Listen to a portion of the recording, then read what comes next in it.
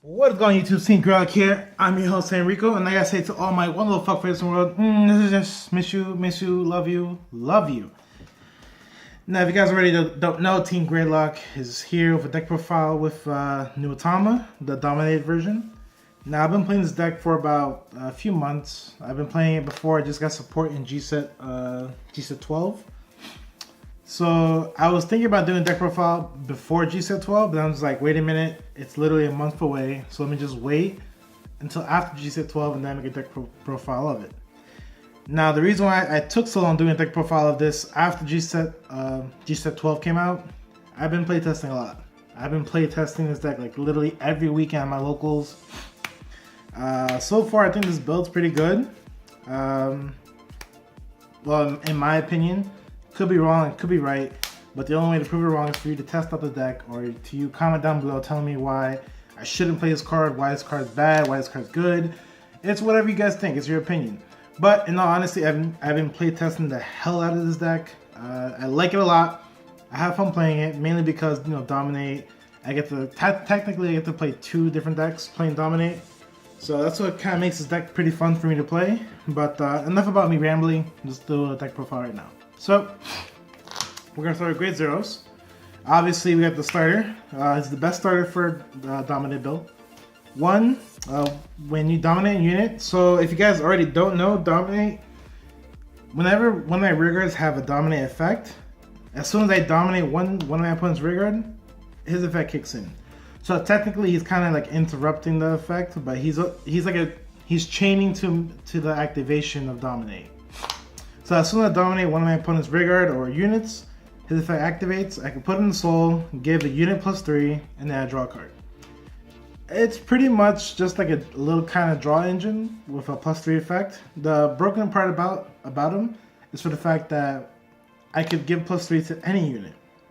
So I could give +3 to a dominating unit or to one of my rear guards. So it gives me the option basically wise, but if you guys already don't know, this card comes in the starter deck.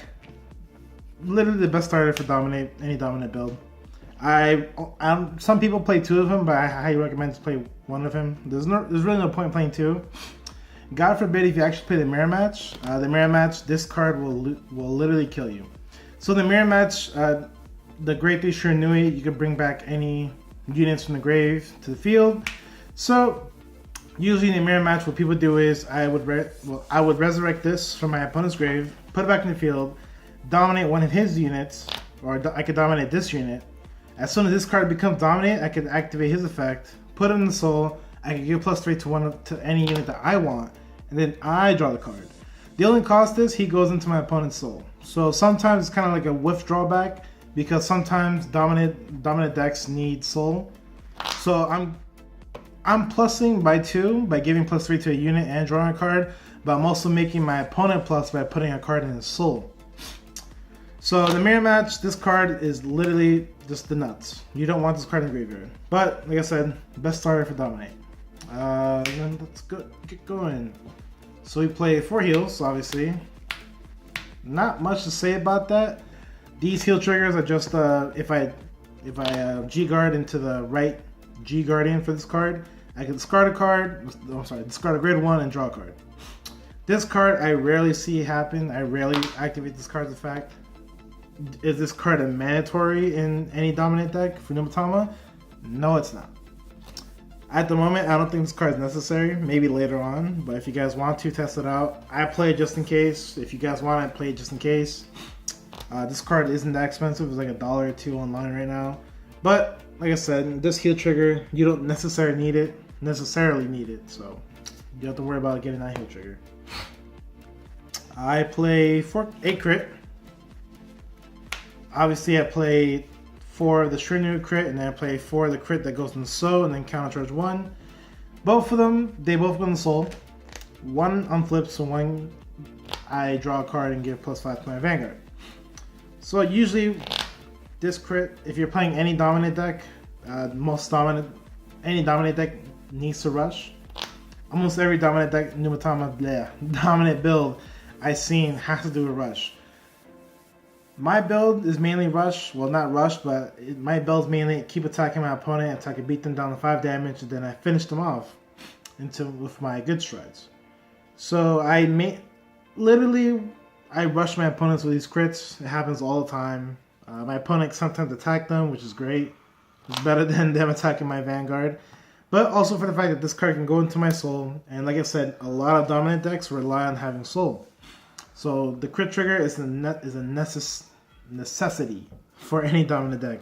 Any dominant deck that you want to win with. And then the counter charge one is just literally the counter charge one. There's not much to say about that. Well, actually there is. Any dominant build counterblast a lot. Well, in my build preferably. I'll explain why in a bit. And then I play two of the stuff stand trigger. This card goes off a lot. This card is actually mucho plus. Just for the fact that I could give any of my rear guards or I think units +3 and then I get to draw a card. Or is it draw a card then +3? Then it goes back in the deck. Like I said before, in my build, I'm not rushing, but I mainly just keep poking my opponent every single time with these attacks. But I make sure that I make my rear guards like the magic number. I make sure my rear guards are either 11k, 16k, 21k, 26k, stuff like that. This card actually makes me reach those numbers really easily, just the fact that it's +3. And it's a trigger that goes back in my deck, and I can shuffle my deck. Now, this is probably the only after image card in this deck. So, yeah. Is this card, do I think every dominant deck should have this card? Hell yes. At first, I wasn't too much of a big fan of the stand trigger, but then I was playing 4 draw. But then I realized, I tested 1 out, and then it was too good. Then I tested 2 out, it was perfect. It's working perfectly fine. Like I said, it's a trigger that goes back to the deck. I can give +3 to any unit to make a magic number. And it's a draw card. I get to draw a card for free. So yeah. And his effect isn't really that hard to get off. Trust me, his effect, I never miss timing. I never miss it. You're always going to get the effect off no matter what. And then of course I play 2 draw triggers from the trial deck. Now the reason why this draw trigger is actually really broken is just for the fact that when you put him in Soul, you get +3 to any unit. You can give it +3 to your opponent's Vanguard, to your opponent's rear guard. It's just beautiful. 1, it goes in the Soul. 2, like I said, it gets +3 to any unit. And 3, in my draw checks, if I hit the draw trigger, it's a +1 for me. Now before I was playing 4 draw triggers, because I figured in this build I need to keep my hand up. I need to make sure I have a lot of cards in my hand. But then I slowly started realizing that I should start poking my opponent more instead of worrying about actually having cards in the hand. So I had 4, then I brought it down to 2. And I'm happy with the results. Actually, I'm debating on either keeping these draw triggers. As long as I can hit 1 draw trigger per game, I'm pretty happy. I can't complain about anything. So with that, like I said, so far at the moment, it's 4 heal, 8 crit, 2 draw, and 2 stand triggers. The draw triggers, they're staying for now until I'm gonna test out playing 3 stand triggers, see how that works. But for now, I'm just playing 2 and 2. That's for grade 0s. As for grade 1s, obviously playing for Stratasys. Now in this build, obviously I'm playing indefinitely for Stratasys because in this build you cannot survive on any other grade 3. You need to ride the Shiranui grade 3. It's too good of a card, too good of a grade 3, too good of a stride break effect. And like I said, in this build, you have to keep poking your opponent. So sometimes I rush my opponent by playing this card and then I search out for a Shiranui at the same time. It's really beneficial. It's just a great card. I was thinking about bringing it down to 3, but I'm pretty sure I'm gonna keep it at 4. So there's no reason why I should bump it down to 3. I want to make sure I get the Shiranui, and I want to make sure I can stride every turn. So that's how I'm playing forward. Now this next card, a lot of people are probably gonna disagree with me. They're gonna say it's a bad card, which it's not.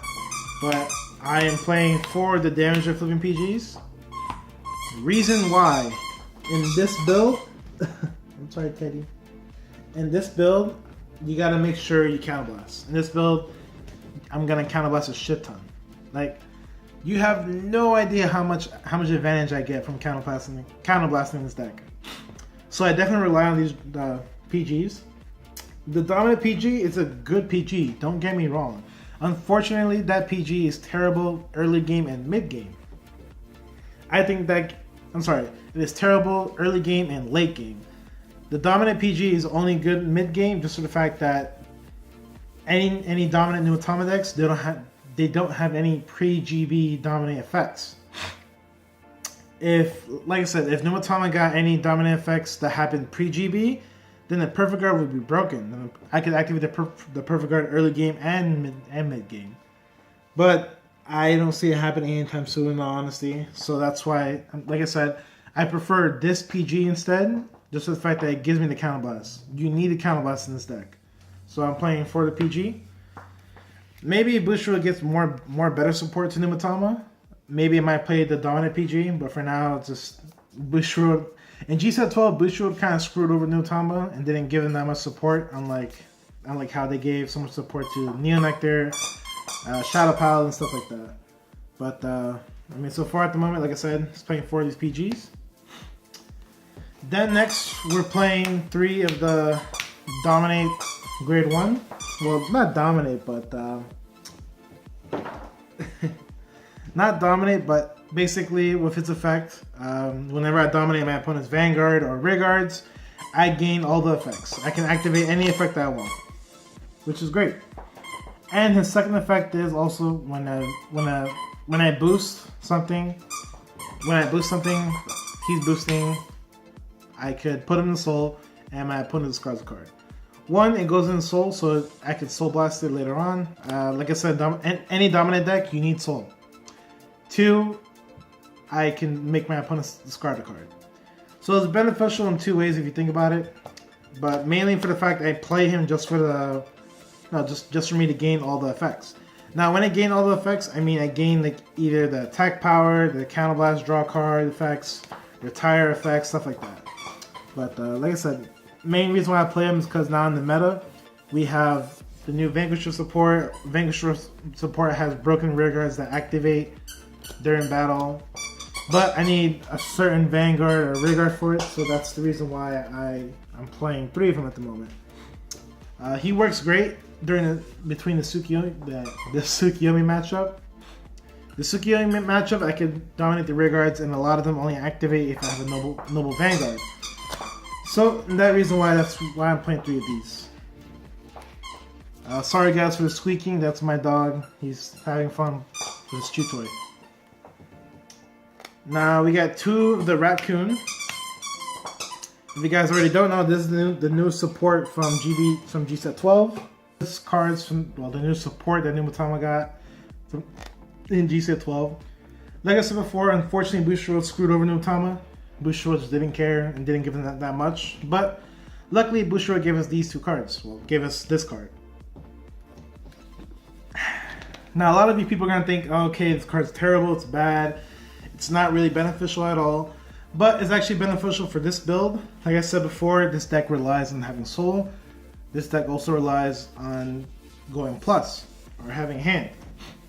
Now for his effect, when I either ride him or call into rearguard, I can bind the top 2 cards. I don't have to bind them. I could bind up to 1, or I could bind 2. Bind both of them, and put them face down bind.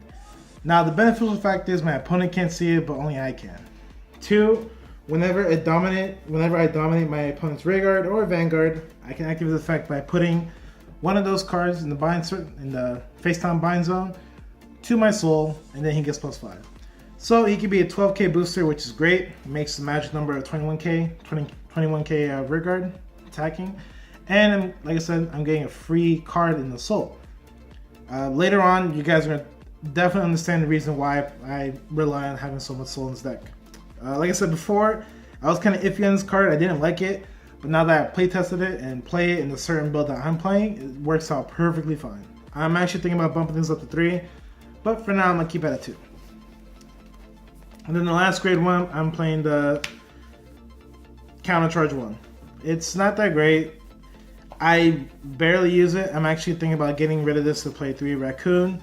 But for now, I'm going to keep 1 just in case, because God forbid I need a Counterblast and he can actually go off. And he goes in the Soul, which is another beneficial thing. But like I said, I'm thinking about taking him out for a 3rd Raccoon. If I wasn't playing the damage of flipping PG, I would probably play more of this, but since I don't necessarily need this. But like I said, I'm keeping it there just in case. But maybe eventually I might get rid of it for third raccoon. As for grade 2s, I'm playing the broken grade 2 that Nubatama got in G set 11. Now if you guys already don't know what this card does, basically whenever a unit attacks, he gets +2. I'm sorry, whenever another unit attacks. So he can't get +2 for himself attacking, but he can get +2 for whenever my opponent's rearguard attacks, for whenever my opponent's Vanguard attacks, for when my rearguards attack, or for when my Vanguard attacks. The biggest number that I've seen him as a rearguard, I've seen him as 28, 30k by himself, which is broken. I think he's just amazing just for the fact that he also has another broken secondary effect. Now, if you guys already don't know, a lot of people try to avoid being dominated by letting their rearguards die but not having a field. He can call up a field. Now, when he calls up a field, I can Soulblast 1, call a unit from my opponent's grave to his field to an open rearguard circle. So he can't call over another rearguard to kill another rearguard. That's the best thing about him. Like I said, both of his effects are broken. I don't understand why he's not a triple rare. His price is definitely gonna go up. I've seen his price from like $3 to $4 or $5. Guarantee his price will go up eventually as soon as Nubatama gets better support. Well, dominant Nubatama gets better support. It's a great grade 2. I use this card all the time. Now, another beneficial grade 2 that I thought was shit, but now I'm actually using. I'm using the new grade 2 from the G set 12. At first, I didn't like this card, but then I started realizing what I could do with it. So, one, when I either ride him as a Vanguard or Cult of Regard, I can bind the top card, or not bind it. And then it's face down. Then his actual effect is a GB effect, which I don't agree with. I feel like his effect shouldn't be GB at all, but sure thing, Bushiroad. His effect is whenever a dominant unit attacks my opponent. Whenever a dominant unit attacks my opponent, I can Counterblast 1. I can add the card, any card in the bind zone to my hand, and then he gets +10. Now, 1, I get to draw a card for free, which is great. Well, not draw a card, but I get +1. And then 2, he actually gets +10k. So he could become a 19k rearguard by himself. Broken. Like I said, in this build, I want to poke my opponent as much as possible, and I gotta make those magic numbers. Him being at a 19k rearguard is a perfect number, because 19 plus 7, 26k column. Perfect number. And I'm also getting a card for free to my hand. Now, I know you guys don't really like the whole, I bind my own cards, stuff like that. But when you realize that when you bind the top cards, God forbid there might be rearguards that you need, or triggers that you want in the deck. It's just whenever these cards activate, it's a +1. It's a beneficial for you. It doesn't backfire you at all. You can either add the card back to your hand. You have the option of adding either a trigger or a rearguard to your hand. You can pick whatever rearguards in the face down bind zone to your hand. And then with him, you can put anything in the soul, and then Soulblast it, and then he gets +5. So like I said before, guys, I was really iffy on this grade 2. But now I'm realizing that this grade 2 is actually really, really good. Unfortunately, he's only once per turn, which I also don't agree with. Bushiroad, you're messing up really badly. You gave Nubatama a new mechanic, but you gave them the worst support I've ever seen, no, honestly. But yeah, so far this grade 2, I really like it. I think it's great, but it needs improvement, to be honest. But I highly recommend playing 4 of this if you're playing like the whole pure dominant build. Well, not pure, but the purest. And then this grade 2, I take full advantage of. This grade 2, GB effect, of course. Whenever a dominant unit attacks, or whenever I dominate a unit, I can Counterblast 1, Soulblast 1, draw a card, and then get this unit gets +2. Just for the fact that this card can activate more than once per turn. I activated this card 4 times in 1 turn. I drew 4 free cards in 1 turn. With 4 Counterblast and 4 Soulblast. Now, I already know what you guys are thinking, but like I said, in this build, I don't have to worry about damage, and I don't really have to worry about soul blasting. I don't have to worry about losing soul. This card is very beneficial. This card can become an 11k rearguard by itself. It's just great, in all honesty. Usually your opponent wants to try and kill it as much as possible, but I I don't know. I make sure I keep these alive. If not, my opponent goes for them. Whatever better for them. But this grade 2, I take full advantage of. I think every Nubatama or Dominant deck should take full advantage of this grade 2. It's just a +1 guarantee no matter what. And like I said, it's 11k regard. So if you guys already didn't notice, the grade 2s that I play, they always make numbers no matter what. So the grade 2s that I play, they make perfect magic numbers, or they could reach higher numbers. Like I said, he could become a 28k by himself, 19k by himself, and he become 11k by himself. So the grade 2s, like I said, are +1, and I can also they can be magic numbers. It's perfect. Then as for grade 3s, if you guys already don't know, playing 4 of the good Shiranui. Now when I say good Shiranui, I mean for the fact that when you stride, you can dominate your opponent's rear guard for free, and they get +4 and then attack the Vanguard. That's stupid. It's basically a free attack. It's a free extra attack per turn. Now his other effect is well, during my ride phase, I can call up a rear guard to my opponent's field, and it stays there until the end of the turn, and the turn then dies. So if I'm worried about dominating stuff like that, I'm worried if I want to dominate my opponent as much as possible, but he has no rear guards, I can activate his effect to call rear guards, or to call only one rear guard, and then I can dominate it. So with him, you really don't miss timing at all, dominating your opponent's rear guards. It's just too good of a stride unit. Unfortunately, like I said before, Bushiroad really screwed over Nubatama. Bushiroad didn't really care about giving more good support for Nubatama. I think the new Dominate build for Nubatama is great and all, but it needs more better support. Like I said, they got a brand new great mechanic, but Bushiroad was like, nah, let's just give him the shitty support. I don't agree with it, but it's whatever, Bushiroad. So like I said, this is the ideal Vanguard that you want to ride and be on. So let's see. If you're on the other grade 3s, I'm pretty sure you lost. We played 2 of this grade 3. This grade 3 is broken beyond belief. So this card's effect is GB, of course. I wish it wasn't. His effect basically is I could rest one of my rear guards, then my opponent can choose one of his rear guards, give it +3, and then he gets +10. So when I rest any of my rear guards, the usual target I rest is either my starter, or I could rest a draw trigger that I placed, or I could rest crit or this crit. Those are usually my targets that I rest to give them +10, because no matter what, I'm going to use these cards that turn anyways. Like I said, I can just play this card, activates the effect, rest this, gets +10, then put him in the soul, activates the effect. Or do the same thing with him, like I said. So no matter what, the card that I rest is still beneficial for me. I think this grade 3 is amazing. I don't know why people don't play it. It's a 21k rear guard. Come on, it's just so good. Now a lot of people are playing the other grade 3, which I like too, but personally in this deck, I don't really dominate my opponent's rear guards or Vanguard that much. I don't rely on it that much. I prefer just having magic numbers and magic columns. So with that, playing 2 of these beautiful grade 3s, 21k rear guards, beautiful, broken. Can't ask for more. And then the other grade 3 that I guys told you about was this one. This grade 3 comes from a trial deck. A lot of people prefer him over the other grade 3, just for the fact that he can stack power. So whenever a dominant rear guard or dominant unit attacks on my turn, he gets +2. You know, I thought it would be great and all, but then I started realizing it's a +2, it's not +3.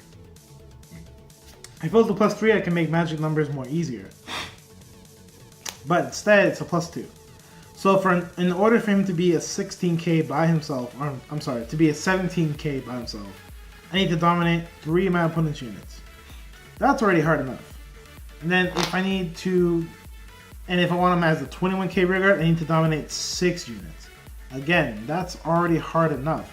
So I really don't rely on him, on his stacking effect. It's not that great, you know. If you think it's great, go ahead, but I think it's not necessary. I usually stride with him. I ditch him as a stride father or whatever. But his other effect is whenever you ride him, you can dominate your opponent's rear guard and attack. That's pretty much it. That effect I kind of agree with because it's non-GB. So whenever I play against like 7 Seas Rush, I usually ride him because against 7 Seas Rush, Shiranui is not going to do anything. So this grade 3 actually puts in work against 7 Seas Rush because then I get 4 attacks that turn. But like I said, I don't rely on him too much, but still a good card. Now on to the G Zone. Playing 2 of the brand new G Guard. This G Guard is beautiful. I love it. But I don't agree for the fact that you have to Soulblast for his effect. Now that I hate. Makes no sense why I have to Soulblast for his effect, but it's whatever. Basically, when I guard with him, I can Counterblast 1, Soulblast 1. I can take one of my opponent's grade 1s in the back row and put it in my G Guard, in my Guardian Zone. So when I guard with him, active his effect, it's a 31k shield. It's not that great, but then again, it's beneficial for me because I'm taking I can possibly take an unboosted column. I can take away the grade 1 and put it right there. It's just so good. For example, if I'm playing against Great Nature, my opponent attacks with his Vanguard first. I can guard with this. I can take away the booster right behind the Cran Tiger, so he can't boost his Cran Tiger, so he can't get the effect. So this G Guard is really beneficial. I recommend playing at least 2 of it. You can probably play 3 of it, but I highly recommend play 2 of it. It's just too good of a card. Now there's a G Guard which a lot of people are arguing, saying that they don't need, that they need it. I play one of that new Fighters Collection G Guard. It's okay. His effect rarely goes off, but I mainly play her just for the fact that if my opponent has no hand, I can play this card and it's an easy 46k guard. It happened a few times, but it rarely, like I said, it rarely happens in my matches. My opponent, okay, so her effect is I can flip up one G Guardian face up. She gets plus 20, I think. Yes, plus 20, unless my opponent discards a card from his hand. If they discard a card in his hand, then this is just a normal 26k guard. Kinda sucks. They usually discard a card, so not very hard to avoid the effect. Her effect mainly goes off if my opponent doesn't have any cards in the hand at all. So, like I said, this card's a great card, but it really goes off. Then I'll play one of the random plus 5 if my opponent has 6 or lower. This card goes off a lot. Like I said before, in this build, I'm poking my opponent as much as possible. So this card is an easy 31k guard all the time. Not much to say about it. Now for actual strides, I'm playing one of the GB8. Now this GB8 is broken as hell. Just the fact that you could alright, so his skill basically is whenever my opponent guards, they put one card in the Guardian Circle. That's when his effect activates. Now, as soon as they place that card, even if it's a PG I'm sorry. As soon as they place the card, if it's a non-PG, I can activate his effect right then and there. I can Counterblast 1 or Soulblast 1. Keep that in mind. Counterblast 1 or Soulblast 1. Like I said before, guys, this deck is I need a Counterblast and I need the Soul. So if you guys are kind of not understanding why I keep telling you this deck relies on Soul and Counterblast, now you kind of know why. So with this card, like I said, effect Counterblast 1, Soulblast 1. Whenever my opponent puts one card in the G Guardian Circle, my opponent has to discard 2 cards. So let's say my opponent has 8 cards in hand. I attack with this. My opponent's put one card in the Guardian Circle. Effect activates, Soulblast. My opponent discards 2 cards. So now he only has 5 cards in the hand. Now he puts another card in the G Guardian Circle. Activate again. I can Counterblast instead. Then my opponent has to discard 2 more cards. So then right then and there, my opponent only has 2 cards in the hand and 2 cards in the G Guardian Circle. Broken. Usually this card's a final turn card. I've used it many times. There's not one turn where I haven't used this card and killed my opponent. It's just too good of a stride. Then we played the other the GR from Nubatama. This card is a pure finisher. I only do it when my opponent's at 5 damage. I can guarantee him have 4 attacks that turn. So I can stride, call. I'm going to activate his effect first, the Counterblast 2, and make my opponent bind his whole hand up to 4 cards. So he has 4 cards in hand.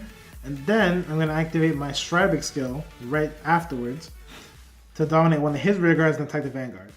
So after I'm done striding, when I'm in my main phase, if my opponent doesn't have rear guards to stop the dominant unit attacking, then my opponent's going to have 3 cards in hand. This is just a broken combo. I've seen it happen many, many times. It's just too good. So like I said, it's a finisher. The cost is pretty heavy, Counterblast 2. But I've seen this card go off so many times, and it's just good, broken. Now, I tried using this card while my opponent's at 4 damage. Usually they get a trigger. Can't help it, but like I said, I highly recommend playing this card only when your opponent's at 5 damage, not 4. Not 4 or less. Like I said, this card is definitely a finisher card. I keep it in there just in case. I usually don't stride into this that much, but I only stride into this when I need to finish my opponent then and there. Then we have Seabreeze, one of the best strides in the format. Well, actually, I think this Seabreeze is going to be one of the best strides in all formats. So let's say, for instance, my opponent's playing a grade 2 game and he rushed me. I can ride my grade 3. I can Seabreeze. Counterblast 2 is pretty heavy, which is fine. But you guys have to remember, a lot of my rear guards have GB effects, so I need to get the whole GB thing activated already. But when I do stride into Seabreeze, I can activate my dominant stride skill for free, because his effect doesn't require any counterblast. It only requires my opponent to have rear guards. And usually when they're playing the grade 2 game, they're gonna have rear guards. So Seabreezing on top of Shiranui equals plus. Keep that in mind. Then we got the random stride from the trial deck. Now the only reason why I play this stride from the trial deck is just the fact that his effect, I don't need a counterblast. His effect activates as soon as I enter battle or attack mode or whatever. I can dominate one of my opponent's rear guards and then attack the Vanguard or attack whatever.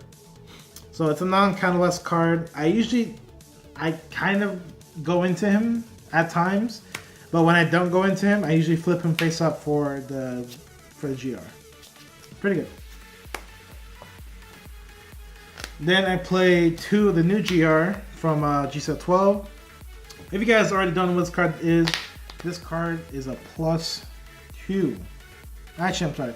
It's a +1 and more. The reason why I say that is just the fact that his cost is to flip up any face-up card. And then I can Soulblast 2 and discard 1 card from my hand. I can dominate my opponent's Vanguards, and then I can have that Vanguards attack all my opponent's rear guards. So, 1, it can nuke my opponent's board. 2, I also get a Twin Drive. Now, getting the Twin Drive off of that attack is actually very beneficial. It's kind of the main reasons why I stride into him, just the fact that I want to get the Twin Drive. So basically, in that turn, when I stride into this card and activate his effect, I'm getting 5 drive checks. Now, getting 5 drive checks is too good. You guys seen recently Vanguards. You guys seen Vanguards with quad drive. How beneficial it is to get more than 3 drive checks per turn. It's very beneficial. It increases the chance of you hitting triggers. It increases the chance of you getting crits, heals, and draws.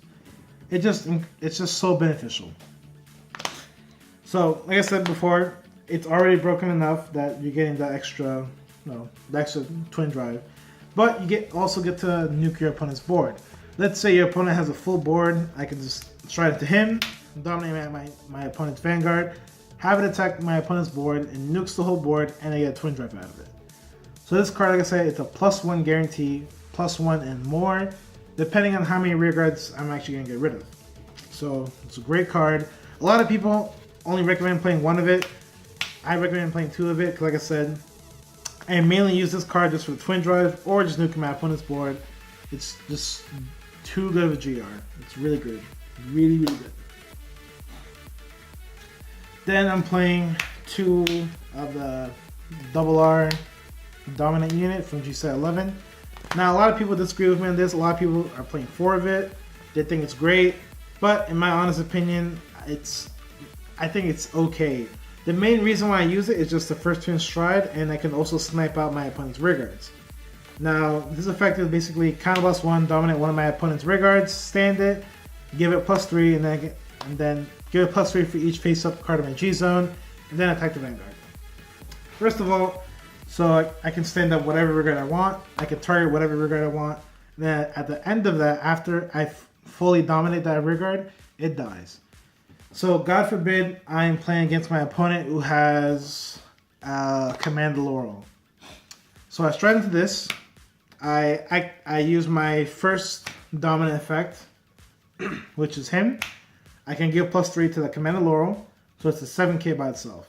And then I can give it another +3 with started effect, so it's a 10k by itself. And then I can have him attack one of my opponent's rear guard, which is good enough for me. Then I can Counterblast 1, activate his effect to give another +3 to that Command Laurel, which is a 13k base, and then I can have that Laurel attack my opponent's Vanguard.